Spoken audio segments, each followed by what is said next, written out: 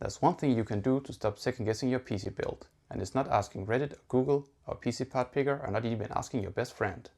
It's smarter than all of these. It's a tool called MaxMyBuild, and it looks at current pricing, benchmarks, and your requirements, and gives you the most bang for your buck.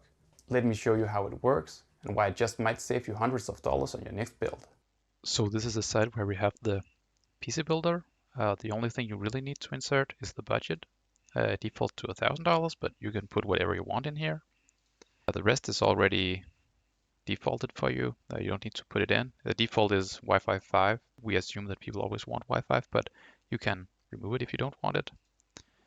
Currently, the only use case we support is gaming, but we will add more use cases in the future.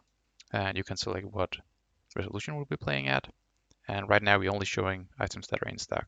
We also have some advanced options. So if you want to specify what the video output should be, you can go under GPU options as an example, and you can select that it has to be HDMI. You can even select what version it has to be.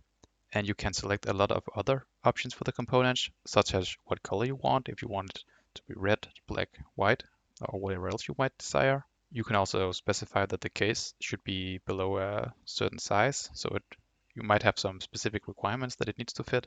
And when you are done with all your requirements, you just click the Generate Build button, and you wait a few seconds, and the build will show up. So as you can see here, we have the recommended CPU, the recommended GPU, the RAM, the motherboard, CPU cooler, case fan, power supply, storage. And in the button here, we see the total price of everything. And to the right, we have convenient buy buttons for all the items, as well as which store has it in stock.